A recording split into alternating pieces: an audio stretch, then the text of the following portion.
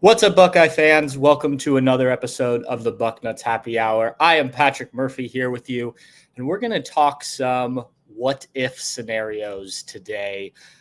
Those are the had things played out differently, how does Ohio State look? There's a lot of them in Ohio State history. Plenty, I think, that we could probably do multiple shows on, but we're going to hit on some of the top ones today. I have a special guest joining me in just a minute to help me talk through those. Before we get into that, if you're watching this on our live YouTube channel or after the fact, please make sure you hit that thumbs up button, turn on alerts, get all of our videos, all of our podcasts all in one place. That will be something you will want to have as we get into the Buckeye preseason and into the 2025 season. And then if you're listening to this on your podcast platform of choice, please leave a 5-star review, comments, all that good stuff. Today, we're going garage beer. It's hot outside. It's a nice, cool, refreshing lime-flavored beer. So, cheers to garage beer and some of these what-if scenarios. So to talk about this, I'm going to bring in someone who I've worked with in the past and I know knows a thing or two about the what-if scenarios, and that is one Tony Gerdeman from Buckeye Huddle. Tony, how are we doing today? Doing well. Pat, let me first say it's an honor and a privilege. It's great. 6 years after you being on my podcast, you have finally returned the favor and allowed me to be on yours. So I know it was a long list. I finally made it, and I appreciate it. Let's be clear about one thing here. Being on your podcast included a late night at the Fiesta Bowl, where we'd had a few beverages, and we decided it wasn't just me. I think it was Marcus Hartman, a member of the Clemson beat. So a little bit different scenario there. I will say you are only the second person not affiliated with our network to come on. Actually, that's not true. You're the third. There was Bill Bender, who's come on from time to time, and then Ari Wasserman. So, you're an okay group other than Ari, I guess. I didn't want to say it. I only say that because I know Ari won't listen to this, but I'd say that if Ari were here too. So, you're in pretty good company. Tony, I know that you have in the past done these what-if scenarios. So I just want to run through some. We'll kind of bounce back and forth. If you are watching this live and have some scenarios you've thought of in the past, maybe ones we don't get to, feel free to throw those in the comment section. Or if you think that our hypothetical situations maybe play out differently, let us know as we go. But Tony, as the guest, I will let you give your first. What is the number one what if scenario you think of when you're thinking about these things? Mine, because I think it is so broad and impacts so much of college football. The first thing that I always think about is, and it's maybe a deeper cut of sorts. What if Joe Burrow doesn't hurt his hand in fall camp of 2017 and then, is able to be the quarterback that comes in to replace JT Barrett against Michigan? Because that was Dwayne Haskins. Dwayne Haskins became the backup once Joe Burrow was injured, and then Dwayne Haskins saves the day. What if that was Joe Burrow that saves the day, and then he's not necessarily forced to transfer, and then because he does transfer, he goes on to LSU. LSU wins a national title in 2019 with one of the world's worst college football coaches, and Joe Burrow goes on to great fame. But I think that's one, and that – for me, also, there's this triangle of things that are similar to it, which is, okay, you've got what if Joe Burrow doesn't break his hand? What if Dwayne Haskins doesn't lead them to a victory in that game and no longer has that in his back pocket, where that was almost impossible for Joe Burrow to overcome in the battle in 2018 in fall camp or in spring camp? And then similarly, in that same triangle, what if Tristan Wallace never decommits, who was Ohio State's original 2016 quarterback, and he decommits, and then they have to go and get Dwayne Haskins in 2016. So what if Tristan Wallace never decides he wants to play receiver and decommits and changes the course of college football forever? I think that is a good one to start with because it showcases the branching off of these what ifs. Because I think one thing, it's like the butterfly effect, right? One thing happens that leads to another thing. We can't predict every single thing that would happen. But I think that's a good point, that so much can change just because of one, injury, one play, whatever it may be. I think that certainly is an interesting one. If you look back, I mean, obviously Dwayne had a great season in his 1 year as a starter, 4,831 yards and 50 touchdowns. What I think people often forget is that Joe Burrow's first year at LSU wasn't great. He completed 57.8% of his passes, 2,894 yards and 16 touchdowns. It wasn't until that next year, when Dwayne was already off to the NFL, that Joe really put on a show with 5,671 yards, 60 touchdowns, and 6 interceptions. So, I guess the question is, how would he have evolved if he wins the job? And does he go on to have a record-setting season in, 2019? Do you think he becomes that same player if he stays at Ohio State? I don't know that he is throwing for the 4,800 yards or whatever that Dwayne Haskins did, but I also think if he's the starting quarterback, maybe he throws for 3,800, and they also are able to run the ball, which they couldn't do in 2018 with Dwayne Haskins. So I think Joe Burrow was going to be successful wherever he went. It helped to have Joe Brady calling plays in that offense and in LSU that second year. But I think he would have been fine wherever. And then if Dwayne Haskins, I think he committed to Maryland at one point, or maybe he ends up at Maryland. What happens with the Terps when you've got an NFL quarterback leading the way? Pre-transfer portal, freedom of movement. So I think there's that branch as well. What happens to that situation? So I think all of these little things are interesting, but I do think Joe Burrow, had he stayed at Ohio State, would have been just as successful. Certainly would have been a first rounder, just as the quarterbacks after him have been at Ohio State. So I think it would have been fun to watch. I think the running game would have been so much better in 2018 as well. Well, I mean, if you really want to branch this even further, so say Joe stays, has a good year in 2018, and then comes back and maybe has his monster year in 2019. What does that mean for Justin Fields, who obviously took Ohio State to the college football playoff, comes up just short against Clemson, who eventually loses to LSU in the national championship game? Does he stay at Georgia? Does he find somewhere else? What happens to Tate Martell? He still probably stays at Ohio State and maybe goes on to actually have more of a career than he did. So, I think that this is I think that one has a lot of branches, as you mentioned, that could really have changed a lot of things in college football.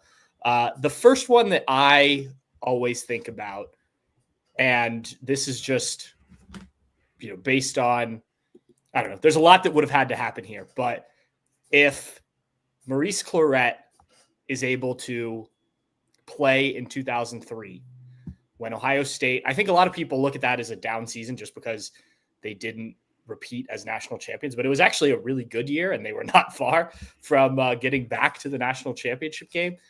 You add Maurice Clarett to that roster, I think you're looking at probably back-to-back national champions. And if you don't bring it up, I'm going to bring up another potential back-to-back national championship later. But I mean, a second year Maurice Clarett, hopefully with his head on straight and healthy, what do you think that could have looked like for that 2003 Buckeye team? Yeah, I think you're right on that. That was still a very good defense, and it was a more confident Craig Krenzel. But when your top two rushers are Lydell Ross and Mo Wells, and I think Ross went for about 800 yards that year, it was a struggle, and everybody on the offense struggled because of that.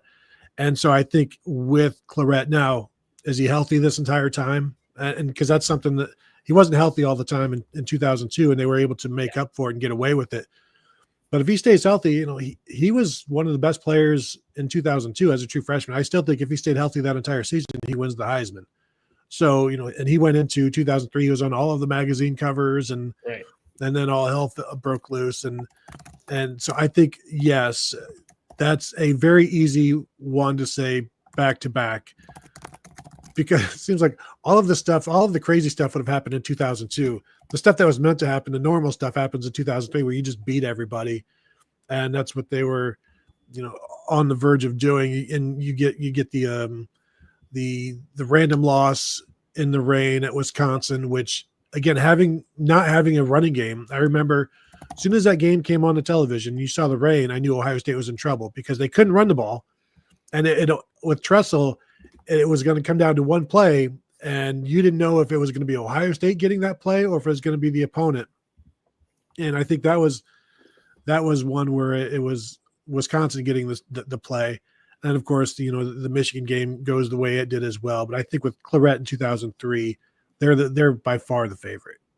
Yeah, I pulled up the stats here. Lydell Ross had 826 yards and 10 touchdowns, by far the Buckeyes' leading rusher. Craig Krenzel, 255 yards and 3 touchdowns, was the second most in attempts. He had 100. I guess Maurice Hall had 316 yards, but still far off. And then obviously you have the quarterback situation there with Craig Krenzel getting hurt and Scott McMullen playing. And you could lean more on, I think, a Maurice Clarett in that season if you needed to. Can I throw one in? Because another what if I have that kind of is in this line is, I don't know how much you followed recruiting back in 2002, 2003. Not a ton. You're doing things. I understand. I wasn't. But they were very involved with Michael Bush, who was a 5-star quarterback, but also goes to LSU and becomes a running back. What if their solution for not having Maurice Clarett is having a freshman running back like Michael Bush, who ends up going on to being really, really good in college, and that's how they solve that issue. And then another one, which and I've written about these things, and I don't feel it's disrespectful to write about this one, but the passing of Drew Sean Humphrey, who was in that same class with Maurice Clarett. Had he been there, what could that have meant for him and the Buckeyes in 2003 without Clarett? So I think you give them a running game and they've got a chance. Yeah, I think that let's just go to the one I was referring to earlier, the 2015 team, because you and I were both covering that team. We had watched the Buckeyes win the national championship in 2014, and they come back with all of that talent. And let's put it frankly, it got wasted that year with the quarterback situation and whatnot. But even still, all they have to do is beat Michigan State, beat Michigan. They're in. Even losing to Michigan State, there are a lot of people that would argue, and I think you could justly argue, that Ohio State still deserved to be in that 4-team field. If they do make that 4-team field, I think there's a pretty good shot that those guys, especially a refocused group, go on to another 2-game run and win the national championship again. What are your thoughts on that 2015 team? How do you view it? I maybe am one of the most negative people on the 2015 team because I think they were all very happy to win it in 2014 and they continued to enjoy that in 2015. Yeah. I think there is some coaching malpractice going on as well, which is why, and I've got, honestly, I brought up my spreadsheets for you because I've got a list of like 40 that I've meandered about. And the only one involving the 2015 team is something that I don't even know if is true, but I remember hearing at some point where Urban Meyer tried to hire Ryan Day before the 2015 season. Oh, interesting. And so what if that had happened? Yeah. Instead of going with Tim Beck and Ed Warner, which again, I'm still perplexed by that whole situation, but I look at that 2015 team and I know people say, oh, well, they should have run Ezekiel Elliott more. And it's like, well, they ran him like 13 times for 30 yards. It wasn't working. And they should have done this, or they should, what if this and what if that? I think, what if they would have taken 2015 more seriously in terms of the players and the coaches? Because I don't think that there's necessarily one single thing in there. I think it was just, what if Cardale Jones wouldn't have been looking over his shoulder, and what if JT Barrett wouldn't have been trying to be Cardale Jones? That was another issue. So I just think that was a team that had a lot of issues and probably would have solved it in the postseason just because talent eventually wins out and they've had enough of a runway to figure this out. And yet if Michigan gets that punt off against Michigan State, Ohio State's probably in the playoffs. Yeah. And so that's the other what if there. Like, what if Michigan is able to punt and Michigan State doesn't win that game in 2015? The trouble with the snap. Does Ohio State win a national championship that year? Yeah. And we had on Twitter, our friend John Huslander pointed that one out as well. So, yeah, an interesting one. And that whole season, I mean, you start with the quarterback situation going into the year. It almost seemed like Urban wanted to start JT, but felt responsible to give Cardale a shot. Plus JT in that fall camp was still coming back from the injury. Didn't quite look like the player that had worked his way into Heisman conversation the year before. But then just like the back and forth you mentioned, and Cardale looking over his shoulder. I remember talking to Cardale about it at the end of the season when no one was talking to him at one of the bowl availability. And I was like, he just wanted to talk. And he went off. A couple of the things he said afterwards, he was just like, hey, could you just not use that? I was like, yeah, that's fine. But he said he thought he was the guy and he didn't think he would have to do that. And then all of a sudden JT's getting first team reps in practice from here and there. And, obviously the Michigan State game will stand out to people, but you're right there. There was plenty else that could have been done. I pulled it up. Ezekiel had 12 carries for 33 yards and a touchdown. So it wasn't like they completely went away from him. And I've always heard that the plan going into that game was that they thought that they could attack Michigan State's safeties. That was like the weak point of their defense, or at least their secondary. And they were going to have JT just take shots to some of those receivers and try and hit some big plays.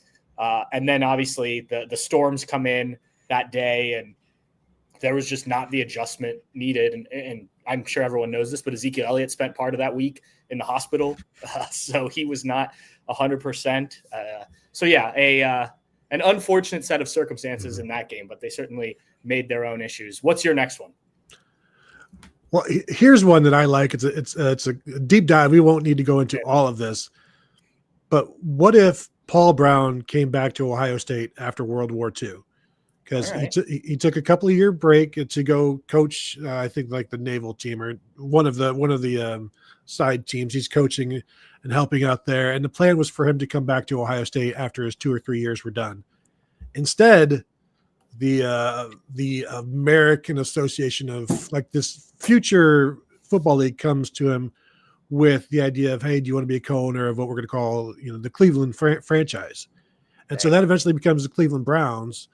And then he also eventually goes on to form the Cincinnati Bengals. So my what if is like, what if Paul Brown goes back to Ohio State after the World War II and stays there for 15 or 20 years, and all of the things that happened because he left Ohio State don't happen, including Woody Hayes doesn't end up going to Ohio State. So where does Woody Hayes leave? Where does he go after being a head coach at Miami? So there's a history, there's a branch there, but Paul Brown was really good at Ohio State once he got things going, and I think he was only there for 3 years, and then of course went on to all of his fame and all of the development of the sport that he did. But a lot of things change if he comes back to Ohio State and sticks it out there, and it's an interesting branch just to think about, because does Cleveland get an NFL team? Does Cincinnati get an NFL team? Are Cleveland people right now, are they Pittsburgh Steelers fans, for instance? Would they live and die with the Steelers if Paul Brown had gone back to Ohio State? Yeah, they might be a little bit happier with their football lives in that case. I was talking to a couple Browns fans the other day who were just very not looking forward to the Browns' upcoming season. A couple ones from the comments here. The Rod Farva says, what if OSU beats Sparty in 98 and wins the Natty? Does Cooper stay the head coach longer despite struggles with Michigan? I think that's an interesting conversation that would have had to be had. Obviously that game was such a colossal upset, but there was the Michigan stuff still hanging over it. But I guess if you win the national championship, as we're seeing here with Ryan Day, now all of a sudden the conversation, maybe that shifts the conversation for Ryan Day as well, because you had John Cooper, but who knows how it all plays out. If John Cooper staying then leads to Tressel not coming, which leads to Urban not coming, which leads to Ryan not coming. So I guess you could play that all the way out if you wanted to. This is one I've written about before, but it's what if the punt doesn't hit Nate Clements, which is really that's started the whole snowball against Michigan State in 98. And that was only one of them. There are 2 other fumbles by Ohio State in that game. It was just a colossal failure. And I was in the stands for that one. And boy, that'll ruin your day. Let me tell you. I have a friend who I believe that was the first Ohio State game his dad took him to. in person. Maybe he'd gone to a couple on the road with his dad, but I think that was the first one. Maybe it was the first big game. I don't remember, but I know it stands out to him more than just the upset, because it was like, the first time he was at either a really good game or first time he was at Ohio Stadium, something along those lines. And so he loves to think back on it until the results. Like, it was a cool experience with his dad, and they went and they tailgated and did all that. And then obviously what happened. We'll go a couple more here from the comments. This is an interesting one recently. What if Nick Saban doesn't retire and Caleb Downs stays at Alabama? Does Ohio State win the Natty in 2025 without him? That was from Ryan Gillespie. I don't know. Caleb Downs, despite not having the same statistical season that he had at Alabama as a freshman, was obviously hugely impactful for this Buckeye defense. I mean, I guess who are you starting next to Lathan Ransom if Caleb's not there? Well, I would assume it's Malik Hartford, because I guess so. he started a couple of games as a true freshman, but boy, you're playing a different kind of defense. They changed the defense a little bit to allow Caleb Downs to just operate in the middle of the field, closer to the line of scrimmage, which was very effective. So, yeah, I'm gonna say no, because they still lost 2 games, and it was not an easy run for them. But you've got 2 things. You got 2 strikes going against you. Nick Saban is still around, and 2, Caleb Downs is not. So that's 2 points for Alabama on that one. Well, and I mean, take this a step further, looking at this season. What's the quarterback competition look like if Nick Saban doesn't retire and Julian Sayin stays? Are you talking Devin Brown, Lincoln Keenholz, I guess, with a little Tavian St. Clair in there? Aaron Noland as well, perhaps. Yeah, Noland, but that's, I'm still with you on Devin Brown and Lincoln Keenholz. And how do you feel about that, knowing what you've seen from those guys? Or, do they go get, the guy, the Fernando Mendoza, that, from California to Indiana, or, do they go get a starter in the portal like they did with Will Howard? Probably. And then you expect it to be what, Tavian St. Clair in 2026, perhaps, once you've chased everybody out because you're not confident enough that they can start. So that's a new age what if, because there are a lot of pieces in there. Now I do know that, like, Seth McLaughlin left before Nick Saban transferred, or before Nick Saban transferred to retirement. But yes, so he would have still been a Buckeye. But yeah, that's a good one. And then another from the Rod Favre. What if Ryan Hamby doesn't drop the touchdown against Texas? That's what I think Buckeye fans think about a lot, especially as we head into this Texas game. Obviously, the Buckeyes now have beaten Texas on a very big stage. So, some revenge there. I guess they got the revenge the next year, though that Texas team wasn't as good. But yeah, that changes things quite a lot. And what was that, 2005? Yeah. Mm-hmm. If you have that early win under your belt. I remember watching that game on TV in my parents' living room with some friends, and just we had, I don't know, 10 people or so in the room, and just silence when he drops that. It was just what are you doing there? And that was one of about 7 or 8 plays that, had that not happened, I think Ohio State wins. But that was also incredible to watch. AJ Hawk and Bobby Carpenter chasing Vince Young all over the place, and Vince Young making some incredible plays. I think that was a great game.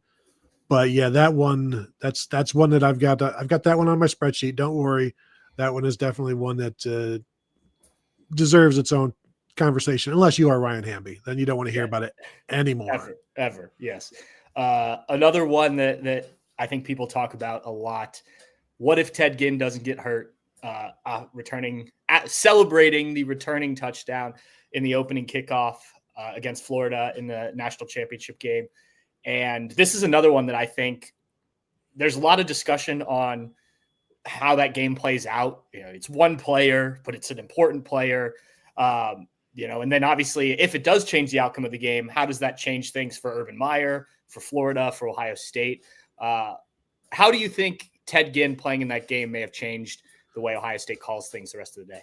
Well, and you always hear the story that the offense was heavily designed for Ted Ginn in this game, and that they had a lot of stuff going for that they wanted to do with him. But my other question is, were any of those plans for him to play left tackle or right tackle and help with the pass blocking? Because Right. Troy Smith was running for his life in that one. So the defensive aspect of this one is where it's like, well, I'm sure it would have helped, but defensively, Ohio State struggled in that game, and the offensive line struggled in that game. So I think there are enough struggles that I don't know that Ted Ginn being there would have won that game for them, unless he returns every kickoff for a touchdown after Florida scores, and then maybe at the last time you go for two to try and to get the win there. But I do remember before that game, and I think this was an issue for the Ohio State team, talking with a parent of a player, and he's like, "Yeah, we're all looking forward to the party afterwards. We know where the tent is. We're going to go celebrate." So there are a lot of people in the program that already had this as a win for Ohio State, Right? And they came to the realization pretty quickly that it wasn't going to be so easy. Yeah, I remember hearing similar things to you at that time, and then watching, I think it was a 30 for 30, maybe it was a Netflix one, whatever they did on the 2002 upset, and hearing the Buckeye players talk about how they'd already heard about Miami's national champion. They'd seen the flyers for their national championship celebration stuff. It was just flipped in that game. And obviously both games, while different in terms of the way they happened, both were the upsets in that one. All right. Give us one more here, Tony, that you like. Well, here's a depressing one. And then I'll give you these other ones haven't been depressing. Some of them. What if Michael Jenkins doesn't catch Holy Buckeye? Like, is that the end of the season at that point? In the game against Purdue, I think that is a question that that's something I'm eventually going to write about. But it's just like you got to be in the right frame of mind to go into this darkness of what would happen of changing history for that 2002 team, where everything that needed to happen did, and so then you just throw this massive wrench into it. And it's like, so what if that doesn't happen? And this is in a similar vein. This is something I've talked with Ben Hartsock about, who was a tight end on that team, right? Who was they threw to him on third down, and he came up a yard or two short. And my question to him was like, what if you would have picked up that first down, and there's no need for Holy Buckeye? Do you guys go on to win? He's like, don't even. I don't want to talk about this. Don't even bring this up. I don't even want to think about it. So, like, even the failures of that 2002 team led to miraculous successes. So, like, just stay away from all of the what ifs of 2002. Just don't even broach the subject. Yeah, that's a season of what ifs in mostly negative way. All right, what's your happy one? Here. Okay, what if Ohio State and what if Michigan doesn't cancel in 2020? Yeah. What does that look like? And would it have been as bad as people say, or at what point do the Dogs get called off in that one? Because that's one that has changed a lot of things. It's basically that's no longer seen as anything for Michigan, and Ohio State hasn't won the game since 2019. Would that game have cost Jim Harbaugh his job? And so I think there's some interesting things to explore there, not the least of which is, does a 70-0 win do some significant damage, or does it fire up Michigan even more? Yeah, I was on 97.1 The Fan with Brandon Beam this week, and that game came up, or the Michigan we were talking about the Michigan games just in general, and the Buckeyes need to turn that around. And we got to the 2020 cancellation, and like same thing, like a lot could have changed off of that. And, do you still end up with what you got this year in a national championship? Maybe it happens differently. Maybe the Buckeyes win a national championship sooner under Ryan Day with, if that really sets Michigan back even further, and then you're able to win those games and kind of keep the streak alive and whatnot. So yeah, that is an interesting one. I said this on the air, and Brandon didn't know this. Do you remember where we were when we found out what we were doing? I was on a Zoom call. We were on Zoom calls talking with the players, and I got the text message that started posting on Twitter that the game was canceled, and we're going through this queue of like which reporter is going to get called up next to ask a question. I'm like, don't please don't let me go next. Please let it be somebody else. And then, because we're talking with Justin Hilliard, and I'm like, all right, now we'll go to Tony Gerdeman. I'm like, Justin, it's just coming across the wire right now. The Michigan game has been canceled. Do you have anything to say about that? He's like, I haven't heard that. He's like looking over to Jerry Emig, like concerned, like, and then Jerry's like, end of interviews. And so, yeah, that was a terrible moment. And I always wanted to talk to Justin Hilliard about that afterwards, to, a couple of years afterwards, to get his thoughts on that one. But that was a dour and down moment you could just see like the facial expression leave Justin Hilliard as he realizes like this is a real thing. And if you could have seen my face as well, I'd be like, could I just ask something else? Like, Justin, what's for lunch today? Because I don't want to be the bad guy telling you that this game has been canceled. His last game.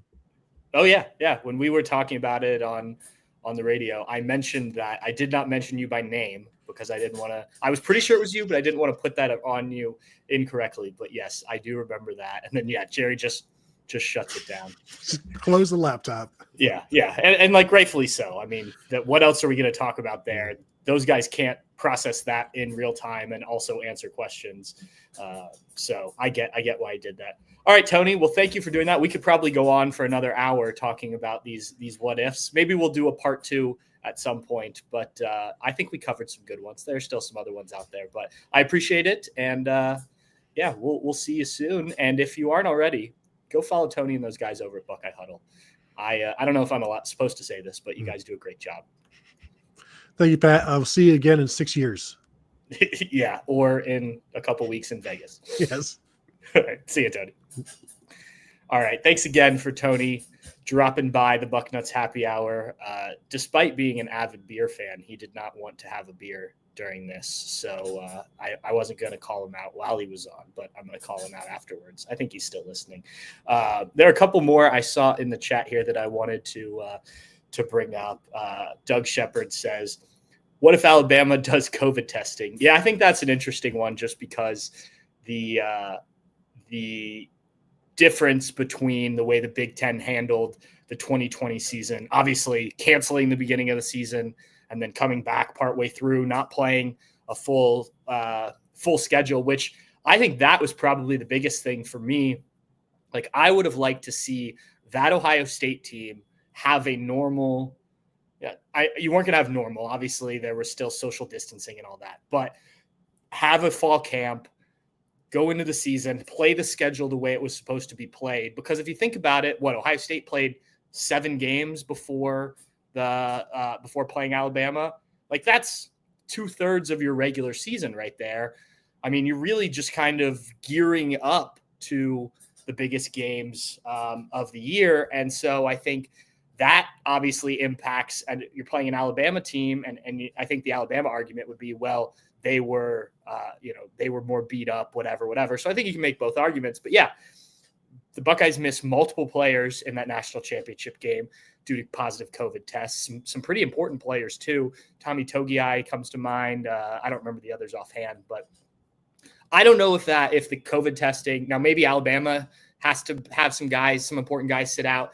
I don't know if that ultimately changes the outcome. I'm sure it changes the score, so it doesn't look as bad. But I mean, that Alabama team was stacked, just loaded. I mean, it was like Ohio State last year, and just the talent on that team. Okay, let's see if there were any others that we missed here. Yeah, Doug Shepard again. What if the refs called pass interference or holding on the defensive backs in the Michigan State game? We touched on the Michigan State game, but yes. Also, on the negative side of things, what if the pass interference call, the holding call, whatever you want to call it, against Miami doesn't go Ohio State's way and that game just ends?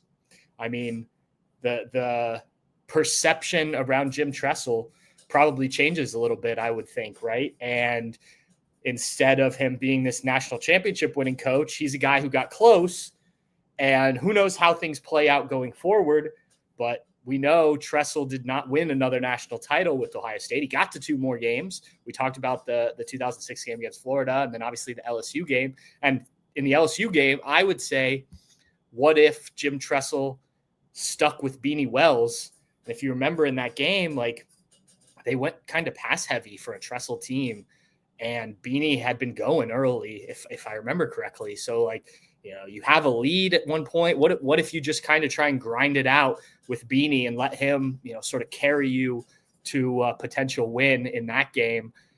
That obviously changes things. Tressel now has 2 national titles, 3 appearances. You sort of make a bit of amends for what happened the year before in losing the way you did to Florida. So I think that the penalties and everything are always interesting. I go back to 2019, that game against Clemson. The fumble that was returned for the touchdown and then was called not a fumble, or no, I think it was an incompletion. The helmet, what do they call that? The ejection of, why am I blanking on his name? The ejection of Sean Wade for the hit on Trevor Lawrence. Another one that I think is at least questionable, if not outright just the wrong call. That was such a strange game. And look, Ohio State still had the chance to win at the end, right? And I just told this story again on the radio this week. That was such a weird game for me because I was, regardless of what happened, I had a trip to Europe that was going to mean that I was not going to be at the national championship game. And so like part of me standing on the sideline is like, at the very end, Clemson drives down the field, then Ohio State gets the ball back to drive. Part of me is like, well, if they lose, at least then I'm not missing a national championship. But the other part of me is like, well, I want to see Ohio State win a national championship, even if I'm in Europe for it.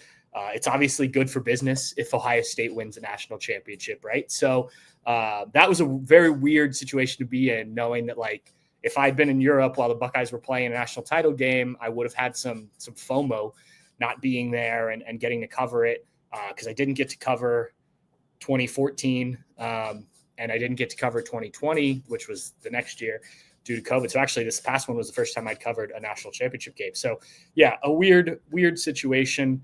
And I think obviously you can go to a lot of different things when it comes to penalties or officiating and whatnot. Troy V said, what if Tattoo Gate never happens and Tressel doesn't leave and Urban never comes to coach? Yeah, that was one I had written down as well. That whole saga, especially as we look back on it now, right? When the age of NIL and whatnot, where like that's just, guys could very easily, you don't even need to do that anymore, right? You're making money off of stuff like that. But yeah, I mean, if those guys don't get suspended, Terrell doesn't leave, Tressel's not in trouble. I don't know. Obviously, Urban comes in and the job he did is well documented. So I think that was a situation of all's well that ends well. But that 2012 team, who knows what happens in 2011 if Tressel's still the head coach. Obviously, you assume the record would be better than that 2012 team that went undefeated. Could you have still gone undefeated with Tressel? Was that Urban really coaching his ass off, so to speak? I don't know. That's another fun one to try and determine, like, could they have figured it out somehow if, to continue to have that same level of success if Tress had not resigned, so to speak. So as I said with Tony, there are probably, there are hundreds, if not thousands of these that we could get into. It's a fun topic that I like. I think this time of year, we don't have a ton going on. It's fun to talk about. Tony is a guy who's written about these, and I think he has a really good perspective on, kind of playing it out and kind of seeing all sides of what might happen. So yeah, I wanted to have him on to talk about it, but we're going to wrap up a little early on this one. Not as newsy of a week, but I thought that was a fun topic, like I said. So thank you guys for tuning in to this week's Bucknuts Happy Hour. Again, if you are watching on YouTube and you haven't already, please hit that thumbs up button, turn on alerts. As I said off the top, we are going to have a ton of videos coming your way. Not just our podcasts, which are up daily during the week, but also all of our video interviews that we do with players. That'll start up again here pretty shortly as we head to Big Ten Media Days in just under a month. So out in Vegas. So we'll have plenty of interviews from that. And then obviously throughout the season, you'll get that as well. If you are listening to this on your podcast platform of choice, please give us a 5-star review, thumbs up, comments, all that stuff is helpful. And if you're not a Bucknuts subscriber, this is probably the best time of year to do it in these summer months. The Buckeyes in June already have multiple commitments. There could be more on the way.